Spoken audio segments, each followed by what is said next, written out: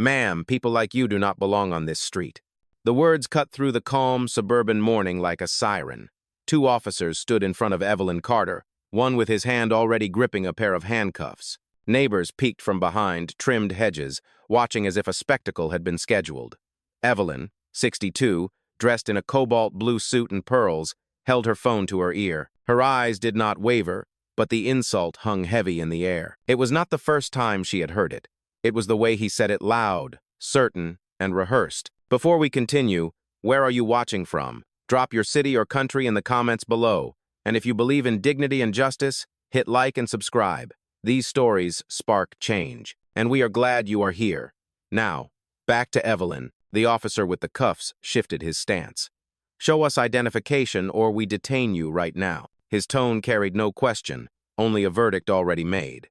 Evelyn's voice was steady. "This is my neighborhood. My name is on every deed here." Her words did not rise, but the silence that followed them was louder than any shout. Behind her, another officer muttered under his breath, just loud enough for the bystanders. "Fraud. Probably casing the block." A woman across the street pulled her child closer, as though Evelyn's presence itself was a threat. A young black man lifted his phone to record, whispering, "They are arresting her for existing." Evelyn's pearls caught the sunlight, each bead like a silent witness. She remembered standing outside a hotel at 24, told she looked too poor to afford the room she had already paid for. The sting of that day echoed now, decades later, right here in the neighborhood she had built. The officer lifted the handcuffs higher, metal flashing in the light. "Turn around." His partner nodded, ready to move. Evelyn did not. She pressed the phone closer to her ear. "It is happening again, son. Come quickly." Her voice was calm, but beneath it pulsed the weight of history, of patience stretched thin, of justice long delayed but never denied.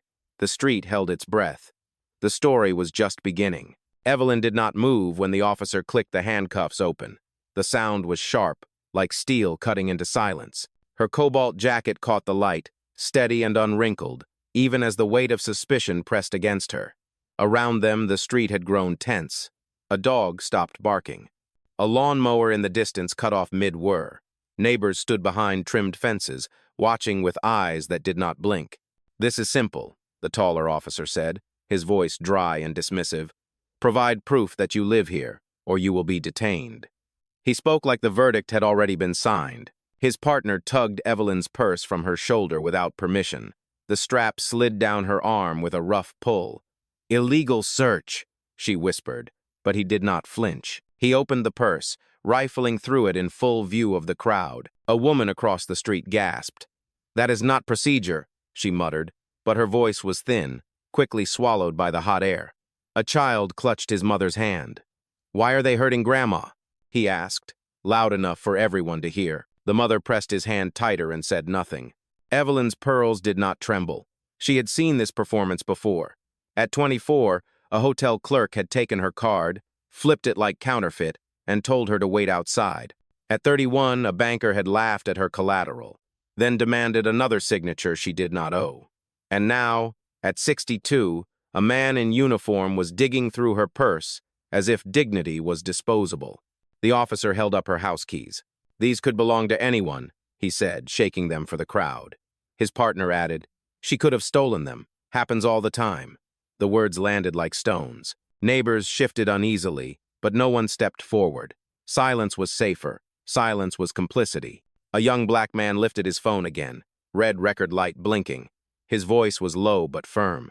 "This is happening in front of all of you. Do not look away." One of the officers snapped. "Put that down before we confiscate it." The young man did not lower his hand. "The world needs to see." Evelyn finally lifted her chin. Her voice was clear, calm, but unyielding. "You are humiliating me in the street I built. Every brick, every title deed, my name is written on it. You call me a stranger because of how I look, but when the truth comes, it will not need permission." The taller officer sneered. "Truth does not matter here, only compliance." He raised the cuffs once more. The metal gleamed like a threat sharpened by habit. The crowd held its breath. The moment stretched thin, waiting for a break that had not yet come. The storm was only beginning. The taller officer stepped closer, cuffs in hand, the metal glinting like a promise. His partner gripped Evelyn's purse tighter, still pawing through its contents as if searching for a crime that did not exist. The street was no longer calm. The air itself seemed to tighten, heavy and watching. A line of cars slowed as drivers noticed the scene. Some rolled down their windows, some raised their phones. "Turn around!" the officer commanded, his tone sharpened with authority. Evelyn did not move. She stood rooted, pearls steady against her collarbone, eyes fixed forward. "This is my residence," she said, her voice unbroken. "You are trespassing on dignity you cannot erase." A woman in a floral dress, holding grocery bags, finally spoke. "She lives here," she called from the sidewalk, but her voice faltered when the second officer swung his glare toward her. "Stay out of it, ma'am. Do not interfere." The woman froze, shame rising on her cheeks, then lowered her gaze. From the corner, a younger man in a hoodie shouted, "You are dragging an elder for walking on her own block. That is foul." He pulled his phone higher, recording every second. The officer barked, "Put that down now. Unauthorized recording of police procedure will be seized." His words rang false, but his tone was absolute. Evelyn's memory split for a moment. She was 16 again, in her Sunday best, told by a security guard that the lobby was for paying guests only. He had pushed her outside like clutter while she waited for her parents. That sting never faded, and now here it was again, wrapped in uniforms, replayed decades later. The taller officer gritted his teeth. "Last chance. Identification, or you are in the back of that cruiser." His partner already opened the door of the squad car, hinges creaking like a gavel waiting to fall. The crowd gasped softly. A boy whispered to his mother, "They are going to take her away." Evelyn did not raise her voice. She spoke into the phone still pressed against her ear. "It is escalating," she said evenly. "Protocol must begin." On the other end, her son's voice was calm, measured, and ready. "Understood, mother. I am on my way." "How?" The officers exchanged glances, irritation flickering into unease. The younger one scoffed, "Calling backup is not going to save you. Nobody important is coming." He shoved her purse closed, tossing it at her feet like debris. The keys clattered on the pavement. Evelyn bent slowly, gathered them without haste, and looked up with eyes steady as stone. "You have mistaken silence for weakness," she said. "That is your final mistake." The street went still. The tension thickened. Somewhere in the distance, the growl of an approaching engine echoed down the block. The storm was drawing closer. The low hum of an approaching engine grew louder, a steady pulse rolling over the quiet street. The officers did not notice at first. They were too focused on the cuffs, too intent on bending Evelyn's stillness into submission. The taller officer stepped forward again, his jaw set. "Turn around. Hands behind your back." His voice cracked with force, but it was hollow, like a drum too tightly stretched. Evelyn did not flinch. Her pearls gleamed faintly, her breath even, her body anchored in a calm that unsettled more than shouting ever could. She had carried this calm through recessions, hostile boardrooms, and acquisitions where men twice her size tried to talk her down. Now it held her upright in the face of handcuffs. The younger officer grew impatient. He shoved the cruiser door wider and barked toward the crowd. "Everyone clear the sidewalk. This is official police business." His words pushed like a shield, daring anyone to resist. Most neighbors stepped back, uneasy, their silence draped like a curtain over their fear. But not all. The young man in the hoodie raised his voice. "This is not police business. This is harassment." The red light of his phone camera blinked defiantly. Another voice joined from a porch down the block. "She belongs here. You are the ones out of line." Murmurs rippled across the gathering, faint at first but swelling, like water against a dam. The taller officer snapped his glare toward them. "One more word, and you will be charged with obstruction." He gripped Evelyn's arm. The metal cuffs dangled inches from her wrist. Her voice sliced through the air, sharp but not loud. "Do not touch me again. You are already on record." The officer hesitated, surprised at the weight behind her words.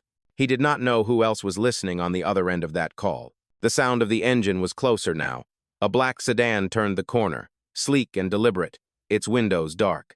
The crowd stirred. Heads turned. A child pointed. The vehicle slowed to a stop directly behind the cruiser, its presence heavy, commanding without a single word. The officers stiffened. The younger one muttered, "What is this?" He tried to hide his unease behind authority. "Step aside, ma'am. Final warning." Evelyn raised her chin, her voice unbroken. "My warning came first." She lowered the phone from her ear, but the call remained open, live, and waiting. The sedan door opened. A polished shoe touched the pavement. The crowd leaned forward, sensing a shift, the first crack in the false power that had ruled the street. The storm was no longer coming. It had arrived. The black sedan door closed with a soft thud that carried more weight than the slam of a gavel. From the driver's side stepped a man in a tailored gray suit, tall, broad-shouldered, his presence filling the street before he even spoke. He moved with calm certainty, not rushing, not hesitating. Every step was measured, every glance deliberate. The crowd hushed as though instinctively bracing for a revelation. The taller officer tightened his grip on Evelyn's arm. "Stay back, sir. This is an active police matter." His voice strained, louder than before, a signal of nerves hidden beneath authority. The man in the suit ignored him. He walked directly to Evelyn, placed a steady hand on her shoulder, and looked at the officers. His voice was low, smooth, and cutting. "Do you have any idea who you are putting your hands on?" The younger officer scoffed. "Some trespasser. We had a call from a neighbor. She does not belong here." He gestured at Evelyn's purse, still resting on the pavement. "No identification. No proof." The man's eyes darkened.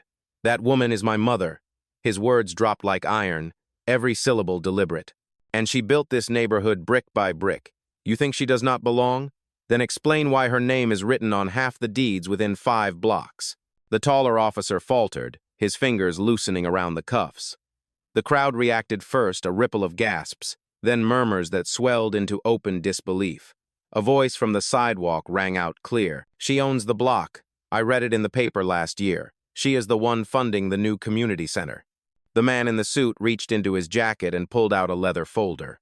Inside was a city seal embossed in gold. He held it up, steady and undeniable. "I am Daniel Carter, chairman of the City Police Oversight Board. These 2 officers are detaining my mother on her own street. Every second of this is now logged and under review." The officers froze. The younger one's mouth opened, but no sound emerged. The taller one's jaw clenched, his authority bleeding away in silence. The crowd erupted, phones rose higher, voices louder, questions shouted into the thickening air. Evelyn finally stepped forward, her presence radiating calm even as the storm broke around her. She looked at the officers, her gaze unwavering. "You called me a stranger in my own home. You rifled through my purse as though my life was theft. You lifted your cuffs as though dignity could be chained. But now the truth stands before you. The street no longer belonged to the officers. It belonged to the crowd, to the witnesses, to the history unfolding in real time. And at its center stood a woman who had endured silence long enough. The tide was turning, and the officers knew it. The silence that followed Daniel Carter's declaration was heavier than the heat that pressed down on the street. The taller officer's hand hovered near the cuffs but did not close. His face flushed, torn between duty and fear. The younger officer shifted from one foot to the other, trying to muster a reply but finding none. From behind the hedges, more neighbors emerged. A woman clutching her dog whispered, "She is the one who saved the library last year." Another man in a baseball cap muttered, "I thought she looked familiar. That is Evelyn Carter." The murmur spread until the air itself seemed to carry her name. The taller officer snapped at the crowd, his voice brittle. "Everyone step back. This is still a police matter." But his words no longer carried weight. Phones were raised higher, their red lights burning like a wall of unblinking eyes. The authority had shifted. Evelyn did not raise her voice. She spoke with the calm precision of someone who had led boardrooms through storms. "You searched my purse without consent. You seized my keys without evidence. You threatened me with arrest because I was walking in my own neighborhood. Tell me, officer, what crime did I commit other than existing in a body you chose not to trust?" The words struck the street like a bell, clear and impossible to ignore. The younger officer swallowed hard, his eyes darting to the crowd, to the cameras, to Daniel Carter's steady gaze. A teenager stepped forward from the curb, his voice cracked with both fear and courage. "I saw it. She did nothing. They stopped her for no reason." He lifted his phone higher. "I got it all on video." The crowd erupted, some clapping, some shouting. A man near the cruiser yelled, "Release her now!"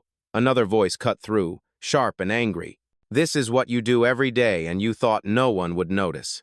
The taller officer's authority crumbled. He stammered, "Protocol required identification. We were following procedure." Daniel Carter stepped closer, his voice quiet but firm. "No protocol allows humiliation. No policy allows theft of dignity. You did not follow the law. You followed your prejudice. The younger officer tried to retreat into silence, but Evelyn's voice held him still. The truth is recorded now, not just on cameras, not just in reports, but in every witness who stood here and saw you call me less than human. The weight of her words pressed into the crowd. Some nodded, some whispered, some simply stared at the officers who had once commanded the scene but now looked smaller than the cuffs they carried. For the first time, the street belonged to her, and everyone knew it. The humiliation had been public. The reckoning would be too. The taller officer's face twisted, not with confidence, but with desperation. His voice rose, louder than before, as if sheer volume could rewrite reality. Enough of this. You are under arrest for obstruction. You refused lawful commands. You resisted. His words cracked across the crowd like brittle glass. Gasps spread quickly. A woman shouted, "She never resisted. We all saw it." Another voice added, "You searched her without a warrant." The crowd's protests surged, a current too strong to be contained. The younger officer, emboldened by his partner's escalation, stepped forward with the cuffs again. He yanked Evelyn's wrist roughly, forcing it downward. The sound of metal scraping against metal rang out as he prepared to lock the shackle. Evelyn swayed but did not fall. Her eyes fixed on him, calm yet piercing, like steel behind glass. "Stop!" Daniel Carter's command shook the air. His voice thundered with authority not borrowed, but owned. "If you put those cuffs on her, you will not just lose your badges. You will answer to the city, to the board, and to every witness standing here." But the officer ignored him. With a cold sneer, he snapped, "She is a fraud. People like her dress up, walk into wealthy neighborhoods, and claim what is not theirs. That is how it works. I am not fooled." His words dripped venom, each syllable an echo of centuries. Old contempt. The crowd erupted in outrage. A young mother cried out, "My son heard that. He heard you call her a fraud for walking home." Her voice shook with both anger and sorrow. An older man stepped forward, trembling with fury. "I fought in a war for this country, and you still treat citizens like this? Shame!" Evelyn did not pull away. She steadied herself, her pearls unmoved, her breath controlled. She spoke softly, but every word cut sharper than a blade. "You are not arresting me for obstruction. You are trying to erase me for existing. You are not following law. You are following a script older than you know, and it ends here." The officer pressed the cuff against her wrist. The crowd roared in disbelief. Phones lifted higher.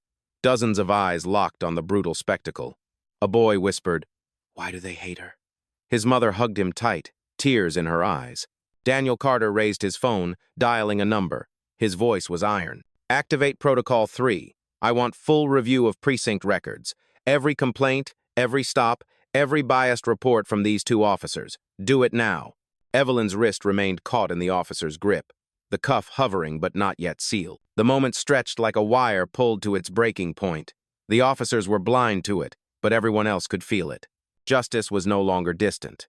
It was standing in the street, alive in the voices, the cameras, and the truth.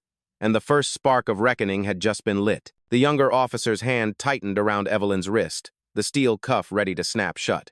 But before it could lock, her voice cut through the noise, calm but commanding. "You are making a choice right now, officer, and every choice is logged, time-stamped, and witnessed." The crowd hushed. The red glow of recording lights burned brighter, dozens of phones capturing every detail. For a moment, the street itself seemed to lean in. From the sedan, Daniel Carter's voice rang out again, measured but firm. "Mother, proceed with the call." Evelyn nodded once, slow and deliberate, then raised her phone back to her ear. Her tone was steady, almost gentle. "It is time.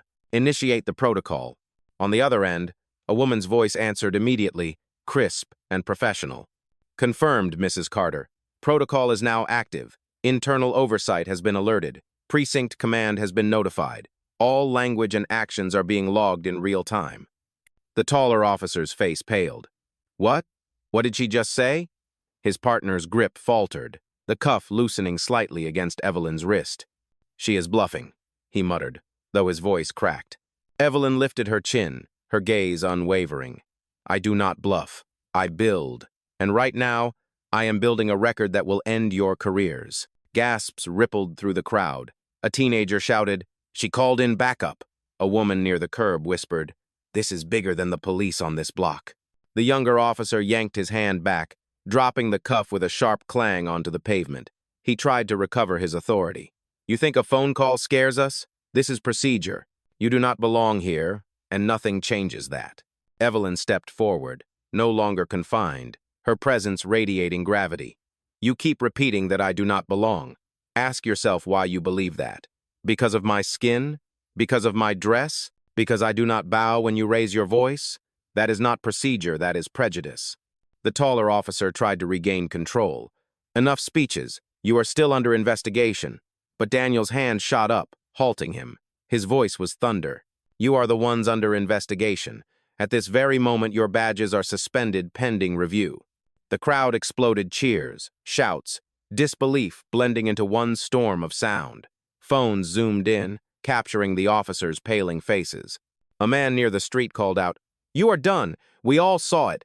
She owns this place, and you treated her like trash." Evelyn's voice lowered, but it carried farther than any shout.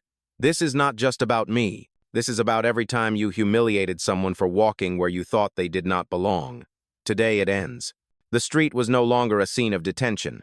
It was a courtroom without walls, and justice had begun to speak. The taller officer's composure shattered. His voice cracked, but he tried to bark over the crowd. "Suspend my badge? You cannot do that." He looked from Evelyn to Daniel, his confidence draining with every passing second. Daniel Carter stepped into the center of the street, his presence undeniable. His tone carried the weight of boardrooms and hearings where lives and careers hung in balance. "Yes, I can, and more than that I already have. Your names, your actions, and every word spoken here are now before the oversight board. You are finished." The younger officer's hand trembled as he reached for his radio. Static hissed when he pressed the button. "Dispatch, this is Unit 17 requesting immediate backup. Suspect is..." He stopped. His eyes darted to Evelyn, then to the crowd of witnesses staring back at him. Even the word suspect no longer sounded safe. He let go of the radio slowly, shame seeping into his face. Evelyn's pearls caught the afternoon light, glowing like tiny truths no one could dim. She stepped forward, her voice firm, her gaze unshakable. "You called me a fraud in front of my neighbors. You accused me of theft while standing on the street I developed. You lifted cuffs against a woman who built more homes in this city than either of you will ever step foot in. Tell me, officers, what does fraud look like now?" A murmur of agreement surged from the crowd. A young mother lifted her voice. "My children just watched you try to handcuff a grandmother for walking home. Do you understand what you have done to them? What you have taught them?" Her voice trembled with rage. The taller officer stammered. We were following a call from a resident." He turned toward the row of houses, searching for the neighbor who had dialed in the false report. But no one stepped forward. Doors were shut tight, curtains drawn, windows sealed against the storm they had set in motion. Daniel's voice was sharp as glass. "You are not shielded by that call. You chose to escalate. You chose to search illegally. You chose to insult publicly. And now you will face the consequence of your choices." Evelyn's phone chimed. A clear voice spoke from the speaker, audible to all. "Mrs. Carter, confirmation from the Oversight Board. Both officers' credentials have been suspended effective immediately. Units are being dispatched to relieve them of duty." The crowd erupted cheers, shouts, clapping, the sound of justice arriving not in a courtroom months later, but here, now, in the open air. The younger officer stepped back, his posture collapsing. This is not how it is supposed to go." Evelyn met his eyes, her words sharp, final. "No, officer. This is exactly how it is supposed to go when truth is stronger than silence." The cuffs lay abandoned on the pavement, gleaming under the sun. No longer a threat, but a reminder of power misused and stripped away. The storm had turned, and the reckoning was only beginning. The street had transformed. Only minutes before, it was a quiet block of manicured lawns and silent hedges. Now it pulsed with voices. Phones raised high, neighbors gathered shoulder to shoulder. The story was no longer private humiliation. It was a public trial unfolding in real time. The taller officer looked around, his authority crumbling with every lens pointed at him. His lips parted, but no defense would come. The younger officer's radio crackled in his hand. "Unit 17, stand by. Internal Affairs is en route." The voice was detached, clinical, already stripped of loyalty. Daniel Carter faced the crowd, his voice steady, filling the street. You all witnessed it. They searched without cause. They threatened without proof. They called my mother a fraud while she stood on her own property.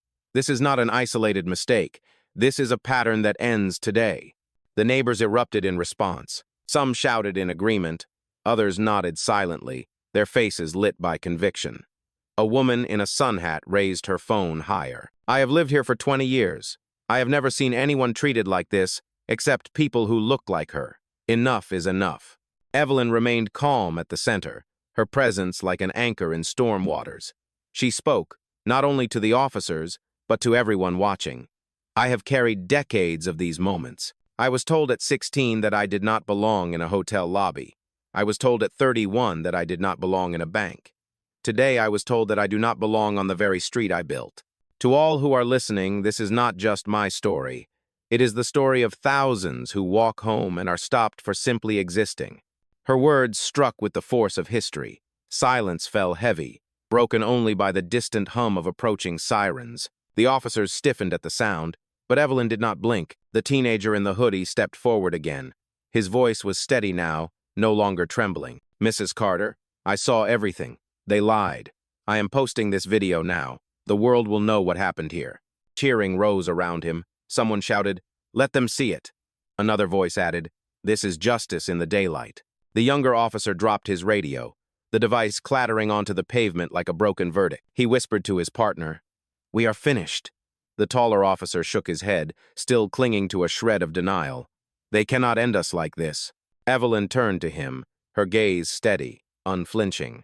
"You ended yourself the moment you believed my presence was a crime."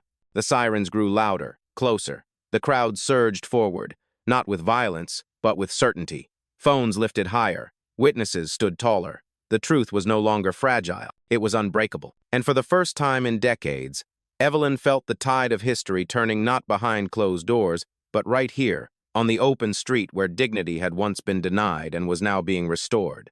The sirens cut through the air, sharp and undeniable. Two marked vehicles slowed to a halt at the end of the block, their lights flashing red and blue across the polished windows of Evelyn's home. The crowd shifted but did not retreat. Instead, people pressed closer together, forming a wall of witnesses that no badge could easily dismiss. From the first vehicle stepped two officers in different uniforms, their jackets bearing the insignia of internal affairs. Their strides were purposeful, their eyes already locked on the pair who had tried to drag Evelyn away. The taller officer stiffened, attempting to reclaim his authority. "We were in control of the situation," he blurted, sweat glistening on his forehead. The suspect refused identification. "Enough!" One investigator cut him off, his voice clipped, professional. "We reviewed the live reports. We reviewed the footage being uploaded as we drove. There is no suspect here.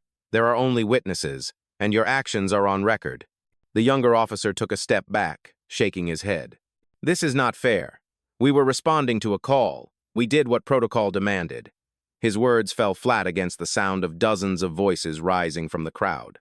"No, you profiled her. You went through her purse. You tried to cuff her for nothing." Each statement was like a gavel, hammering away the last fragments of their defense. Daniel Carter stepped forward, his tone final. "Relieve them of duty." The investigator nodded once. "Officers, surrender your weapons and your badges." The taller officer's face drained of color. He looked to his partner, but found no support there. With trembling hands, he unfastened his holster and placed his sidearm carefully on the hood of the cruiser. His badge followed, a small metallic emblem that suddenly weighed more than he could carry. The younger officer mirrored the action, his lips pressed tight, his eyes avoiding the cameras that captured every second. Gasps and cheers erupted from the crowd. Some clapped, others raised their phones higher, documenting what many thought they would never see: accountability, immediate and public. Evelyn remained composed, her voice steady but resolute.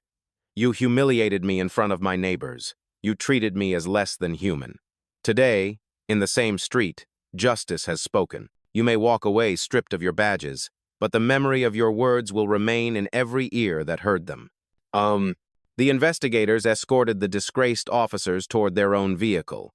Their steps were heavy, each one echoing finality. Children watched from their parents' arms. Teenagers whispered to one another, astonished at what had just unfolded. As the vehicle doors closed on the officers, Evelyn lifted her gaze toward the crowd. The storm had broken. What remained was the calm of consequence, and with it, a truth that could no longer be hidden. Power does not protect prejudice. It exposes it. The flashing lights faded as the internal affairs vehicles rolled slowly away, carrying the two disgraced officers into the distance. The block was quiet again, but it was not the same silence as before. This silence carried weight, a collective understanding that something irreversible had taken place. Neighbors stepped forward one by one, no longer hiding behind hedges or drawn curtains. A woman in a sun hat lowered her phone and spoke aloud, her voice trembling. "Mrs. Carter, I should have said something sooner. I watched them put hands on you, and I stayed quiet.